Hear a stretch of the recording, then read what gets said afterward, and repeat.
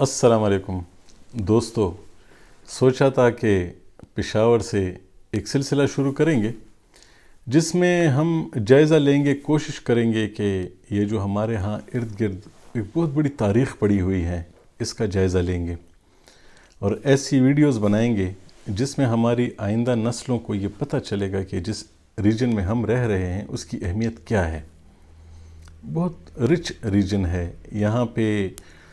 اسلام کے آنے کے بعد اور اسلام کے آنے سے پہلے کی بہت بڑی بڑی داستانیں یہاں پہ پڑی ہیں، لیکن اس سے پہلے کہ اس سلسلے میں اپنا کوئی کام شروع کرتے، کوئی خبر بناتے، اس سے پہلے خود ہی خبر بن گئے۔ خبر کیسے بنے یہ احوال میں آپ کو اس ویڈیو میں بتاؤں گا۔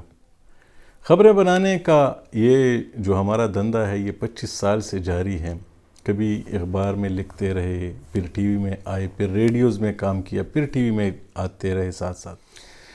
تو احوال کچھ یوں ہیں کہ اب اپنی ایک بیتی آپ کے ساتھ شیئر کرنا چاہوں گا، جس سے شاید صرف میں نہیں گزرا بلکہ دنیا کے بہت سارے صحافی گزرے ہیں۔ اور وہ کب گزرے؟ یہ جو امریکی انتخابات ابھی حال ہی میں ہوئے، جس میں صدر ٹرمپ اور ان کے ساتھ جو مقابلہ تھا جو بائیڈن صاحب کا، اس کو کور کرنے کے لیے ہم نے بھی قصد کیا کہ امریکہ جایا جائے۔ اور اس سے پہلے جس طرح ہم الیکشن کور کرتے آئے تھے تو اس بار بھی جا کے وہ الیکشن کور کر کے آئیں، لیکن ہمارے ساتھ ہاتھ ہو گیا۔ ہاتھ کیا ہوا اس کی کہانی آپ کو بتاتا ہوں۔ دنیا کے بہت سارے ممالک کے صحافیوں کے لیے اس الیکشن کے شروع ہونے سے پہلے ہی امریکہ میں وہاں کی جو ہوم لینڈ سیکیورٹی ہے تو انہوں نے کچھ قوانین میں سختی کی، خصوصاً ویزا قوانین جو تھے تو ان کو سخت کیا گیا، جس کا مجھے پہلے سے علم نہیں تھا۔ جو اس کے بعد جب یہ سب کچھ میرے ساتھ ہوا جو ابھی میں آپ کے ساتھ شیئر کرنے جا رہا ہوں، تو اس کے بعد جب میں نے اسٹڈی کی تو پتہ چلا کہ یہ سلسلہ تو کافی عرصہ پہلے سے چلا آ رہا تھا، لیکن کسی کو اس کی خبر نہیں تھی۔ ہوا یہ کہ اس بار بھی 25 اکتوبر کو، جبکہ الیکشن کے لیے 8-9 دن باقی تھے وہاں پہ امریکہ میں، حالات بھی ایسے تھے جو کہ کسی بھی صحافی کو اٹریکٹ کر کے امریکہ لے جانے کے لیے بالکل تیار تھے۔ تو ہم نے بھی اپنا ٹکٹ بنایا اور سال 2016 میں جو اپنے پروفیشنل کام کے لیے جو ویزا تھا، آئی ویزا، اس پہ سفر کرنے کا قصد کیا کہ اب پھر چلتے ہیں اور دیکھتے ہیں کہ اس بار کا امریکہ کتنا بدلا ہوا ہے اور وہاں پہ اب کا الیکشن کیسا ہے، کیونکہ خبریں بڑی گرم آ رہی تھیں کہ ایک دوسرے کے جو جلوس تھے ان پہ بھی حملے ہو رہے تھے اور بہت سخت اور گرما گرمی اور زبان بھی بڑی سخت استعمال کی جا رہی تھی۔ ایک دوسرے پہ الزامات کا سلسلہ بھی چل رہا تھا۔ جو بائیڈن صاحب اور پریزیڈنٹ ٹرمپ تھے، دونوں کے مابین کچھ ایسی باتوں کے سلسلے چل رہے تھے اور ان سے پہلے بھی خصوصاً کرونا کے جو حالات تھے اور وہاں پہ جو سیاہ فام تھے ان کے ساتھ جو کچھ ہوا تھا، تو اس کے بعد سے حالات کچھ ایسے تھے کہ ہر صحافی کی یہ خواہش تھی کہ وہ امریکہ جا کے ان انتخابات کو کور کرے کہ اب کے انتخابات کیسے ہوں گے، کیونکہ پوری دنیا میں اندازے لگائے جا رہے تھے کہ اب امریکہ وہ امریکہ نہیں ہوگا، یہ انتخابات امریکہ کو بالکل بدل کے رکھ دے گا۔ تو جب 25 اکتوبر کی صبح اسلام آباد ایئرپورٹ پہ روانگی ہوئی تو ہمارا ویزا چیک کیا گیا۔ ویزا پاکستانی امیگریشن نے چیک کیا اور اس کو ٹھیک کہہ کے انہوں نے کہا کہ آپ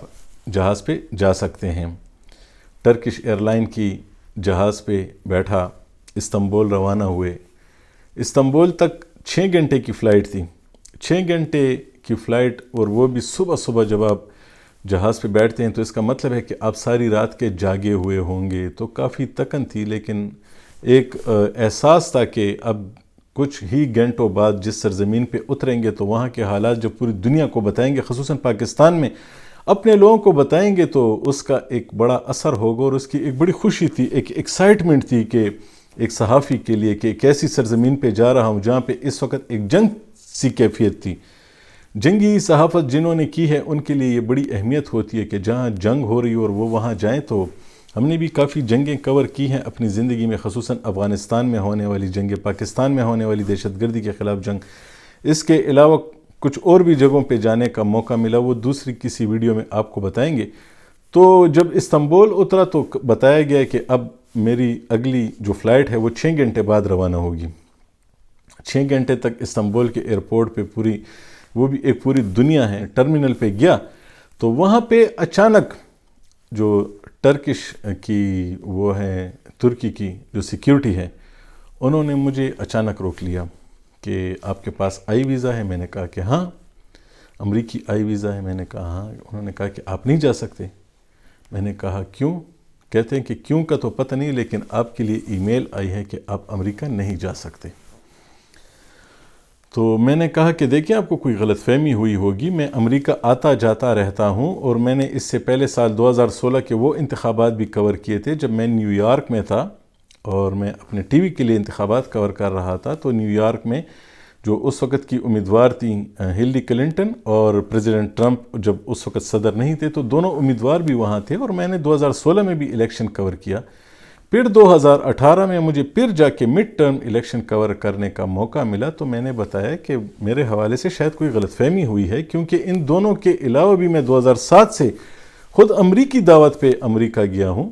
تو انہوں نے کہا نہیں ہمیں کوئی غلط فہمی نہیں ہوئی، آپ ہی کے لیے ہے، یہ اطلاع ہے کہ آپ صحافی ہیں تو آپ واپس جائیں گے۔ تو میں نے سوچنا شروع کیا کہ شاید میرے حوالے سے کوئی ایسی بات ہو سکتی ہے کہ جس کی وجہ سے میرا ویزا کینسل کیا گیا۔ میں نے ان سے بار بار کہا کہ آپ مجھے بتائیں کہ مجھے آپ کیوں واپس بھیج رہے ہیں۔ انہوں نے میرے ساتھ اپنی معلومات شیئر نہیں کی، بلکہ یہ بس صرف اتنا کہا کہ آپ جائیں اور جو ٹرکش ایئر لائن کی مین آفس ہے آپ وہاں جائیں گے، آپ کا پاکستان کے لیے دوسرا ٹکٹ بنے گا اور آپ واپس چلے جائیں گے۔ میں بڑی بے بسی کے عالم میں، اس وقت آپ دیکھیں کہ آپ نے پوری تیاری کی ہوتی ہے، آپ نے اپنے دوستوں کو امریکہ میں بتایا ہوتا ہے کہ میں آ رہا ہوں، آپ نے ایک ایک بندے کے ساتھ ایک ایک دن طے کیا ہوا ہوتا ہے کہ کس دن آپ کس دوست کے ساتھ گزاریں گے، کس وقت آپ کس دوست کے گھر جائیں گے، کس وقت آپ کہیں جائیں گے اور کہیں آپ ریکارڈنگ کریں گے، کوئی اچھی سٹوری آپ کہاں پہ کریں گے۔ پھر پاکستان سے جانے سے پہلے میں نے یہاں پہ اپنے میڈیا کی مختلف آرگنائزیشن کے دوستوں سے میرا رابطہ ہوا تھا، تو انہوں نے یہ کہا تھا کہ چونکہ ان کے لوگ وہاں نہیں ہوں گے تو مجھے ہی وہاں ان کے لیے رپورٹنگ کرنی ہوگی، تو اس کے بدلے ہماری جو بھی پروفیشنل جو بات چیت تھی وہ ہو چکی تھی۔ اور ایک بڑے اچھے انٹرنیشنل ادارے سے یہ بات ہوئی تھی کہ میں ان کے لیے سٹوریز لکھ کے بھیجوں گا کہ انتخابات کے دوران کی زندگی کے بارے میں سٹوریز بناؤں گا۔ اور مجھے یہ بھی احساس تھا کہ چونکہ میرا اپنا ایک یوٹیوب کا چینل ہے تو میں اچھی اچھی سٹوریز کروں گا اپنے پاکستانی آڈینس کے لیے، اور پاکستان کے علاوہ بھی جو وہ لوگ جو کہ اردو زبان کو سمجھتے ہیں تو میں ان کے لیے سٹوریز کر کے لاؤں گا، جیسا کہ میں پہلے بھی کر کے آیا ہوں۔ امریکہ میں مذہبی آزادی کے حوالے سے میں نے پہلے سٹوری کی تھی، وہاں پہ سماجی زندگی کے حوالے سے سٹوری کی تھی، وہاں پہ میں نے ڈائیورسٹی کے حوالے سے سٹوریز کی تھیں، اور ایسی سٹوریز کی تھی کہ جو کہ میں نے مثال کے طور پہ دنیا کو بتائی تھی کہ ایک بڑا جمہوری ملک ہے تو وہاں پہ لوگ کیسے جیتے ہیں، باہر سے آئے ہوئے لوگ کیسے جیتے ہیں۔ تو اس بار بھی یہی ارادہ تھا، لیکن اچانک یہ استنبول میں جو کچھ ہوا تو مجھے پاکستان واپس بھیج دیا گیا، اور اس کے لیے ایک بہت ہی اس وقت جو مینٹل پریشر تھا وہ اتنا تھا کہ سمجھ نہیں آ رہی تھی کہ ہو کیا گیا آپ کے ساتھ۔ یہ ایسے ہی تھا جیسے کہ آپ کو کوئی دعوت دے کہ ہمارے ہاں شادی میں آئیں، اور وہ شادی کے دروازے پہ جب آپ اس گھر پہ پہنچتے ہیں شادی حال پہ تو آپ کو بتایا جاتا ہے کہ باقی سارے مہمان تو آ سکتے ہیں لیکن آپ نہیں آ سکتے۔ تو میں خود بڑا پریشان تھا کہ آخر ایسا کیا ہوا ہے۔ میرے کیریئر پہ میں نے پوری نظر ڈالی 25 سالوں پہ کہ میں نے کوئی ایسی سٹوری کی ہو جس سے کہیں نفرت کا اظہار ہوا ہو کسی قوم کے بارے میں، امریکیوں کے بارے میں، پوری دنیا کے کسی بھی شہری کے بارے میں، تو مجھے وہاں پہ نفی ملی۔ مجھے یہ اپنے بارے میں یعنی میں سوچ رہا تھا کہ کوئی ایسا جرم ہو گیا ہو شاید مجھ سے جو مجھے یاد نہ آ رہا ہو، اور جس کی وجہ سے یہاں پہ ریکارڈ جو ہے وہ خراب ہو گیا اور اس کی وجہ سے مجھے آنے سے روکا جا رہا ہو۔ میں نے بہت سوچا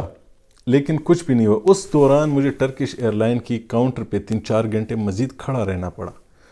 انہوں نے بھی بس مجھے بالکل ہی ایسے ٹریٹ کیا جیسے کہ میں ایک انوانٹڈ گیسٹ ہوں، ایک بن بلایا مہمان، ایسا مہمان جو کہ کسی کی پسند کا مہمان نہ ہو۔ تو بڑی مشکل صورتحال تھی اس وقت۔ میں ان کی منت کر رہا تھا کہ مجھے یہاں کچھ سوچنے دیا جائے، میرے پاس ایک ویزا ہے، میں ترکی میں جا سکتا ہوں، مجھے ترکی میں 3-4 دن گزارنے دیے جائیں۔ انہوں نے بھی کہا کہ نہیں، اگر آپ آج ہی واپس جائیں گے تو ہم آپ کو فری میں ٹکٹ دیں گے، اور اگر آپ پھر ترکی کے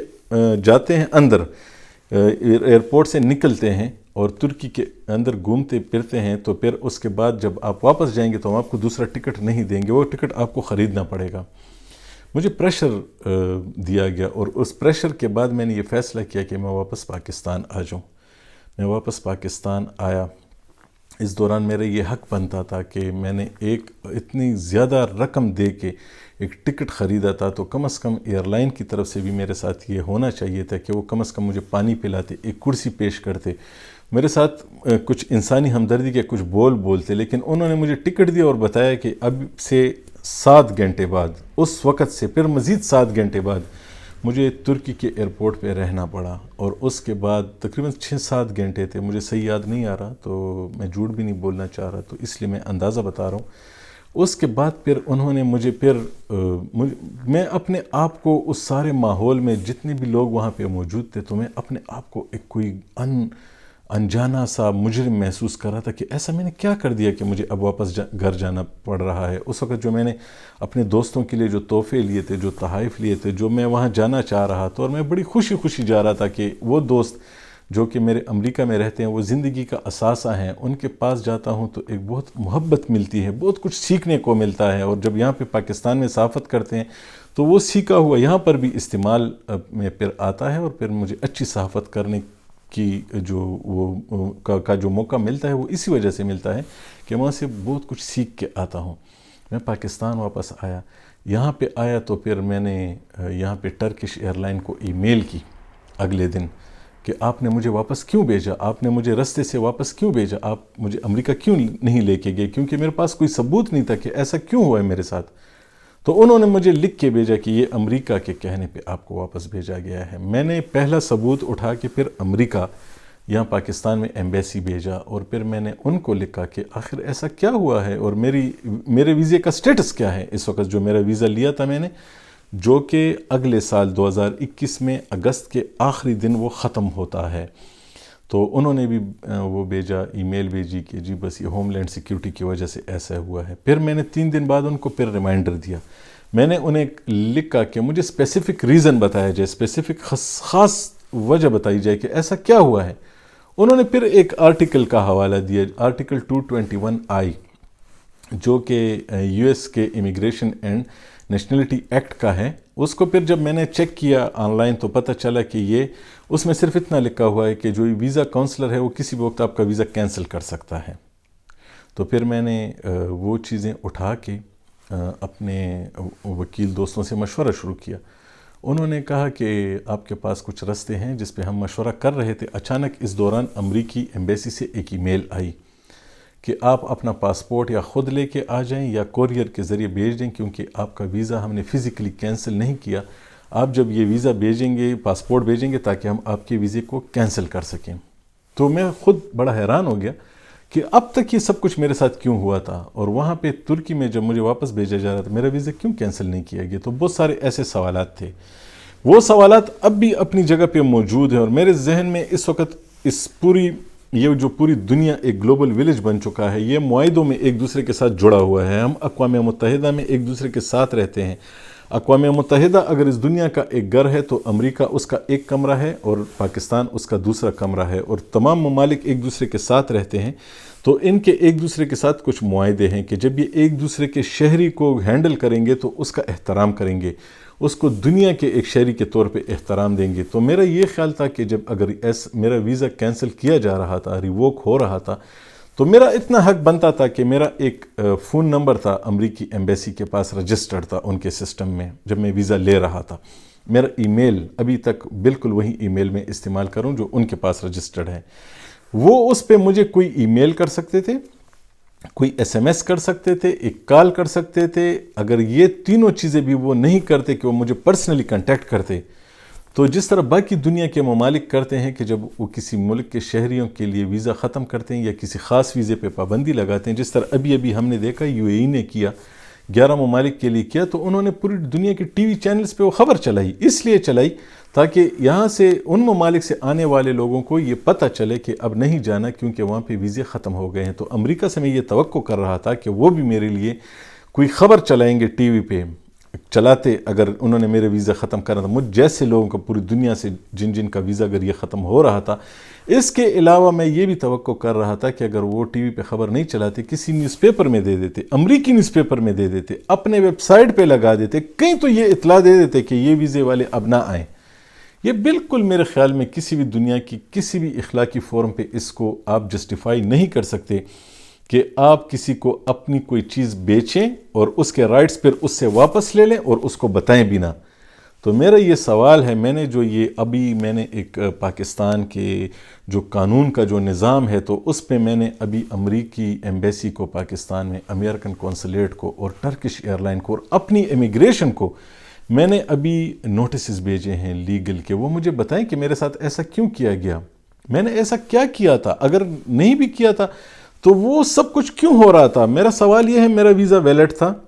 جب اسلام آباد تک وہ ویلڈ تھا اور میرے پاکستان کے امیگریشن کے سسٹم میں اسے سویپ کیا گیا اور مجھے کہا گیا کہ آپ جا سکتے ہیں، تو اس وقت پتہ چلا کہ پاکستان کے سسٹم کے اندر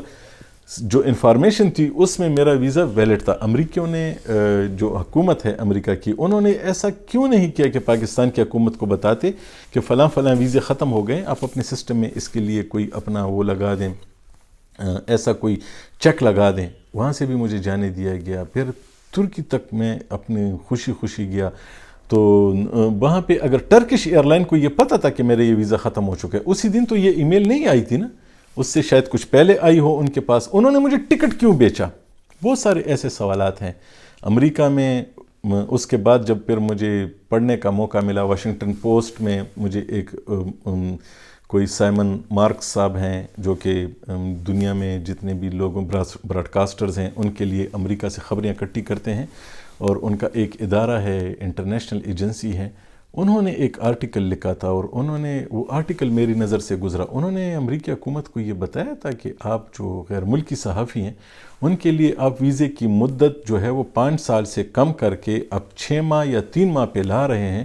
تو یہ کسی بھی طریقے سے ٹھیک نہیں۔ آپ کیوں ان کو اپنا دشمن سمجھ رہے ہیں؟ وہ تو اتنے سالوں سے یہاں پہ رہ رہے ہیں، آخر ایسی کیا ضرورت پڑ گئی کہ آپ کو ان کے لیے ویزے کے اس قانون میں تبدیلی کرنی پڑ رہی ہے؟ بات کچھ لمبی ہو گئی لیکن یہ کہانی ضروری تھی، کیونکہ ابھی میں خود ایک خبر بنا ہوں، میں اب تک خبریں بناتا آ رہا تھا، تو اب جب خود خبر بنا تو میں نے کہا کہ آپ کے ساتھ پہلی ویڈیو یہ شیئر کی جائے۔ اب انشاءاللہ پشاور اور یہ پاکستان کے جتنے یہ خوبصورت علاقے ہیں یہاں سے کوشش ہوگی کہ کچھ ایسی چیزیں بنا کے آپ کو دکھائی جائیں جو کہ صحافت کے، فارمل صحافت، ریگولر صحافت کے دوران جو کہ بنانے کا موقع نہیں ملا تھا۔ جو کرنٹ افیئرز ہوں گے اس پہ بھی کبھی کبھی بات چیت ہوگی آپ کے ساتھ، کیونکہ آپ کے ساتھ زندگی کے یہ جو دن رات ہیں بڑے اچھے گزر رہے ہیں، تو اپنے خیالات بھی کبھی کبھی آپ کے ساتھ شیئر کروں گا۔ آپ سے استدعا ہے کہ یہ جو میں نے سلسلہ شروع کیا ہے اپنے یوٹیوب کے چینل کا، اگر آپ کو اچھا لگا ہے تو آپ اسے سبسکرائب کریں اور اپنے دوستوں کو بھی بتائیں۔ انشاءاللہ کوشش ہوگی کہ آپ کو یہاں کی جو زندگی کے اچھے رخ ہیں وہ آپ کو دکھائے جائیں، یہاں کی خوبصورتی، ٹورزم دکھائی جائے، یہاں کی تاریخ بتائی جائے اور یہاں کی ثقافت کے بارے میں بتایا جائے۔ جو باقی چیزیں ہم ٹی وی اور ریڈیو اور اخبارات میں پڑھتے رہتے ہیں، کوشش ہوگی کہ ان سے ذرا ہٹ کے کوئی ایسی چیز کی جائے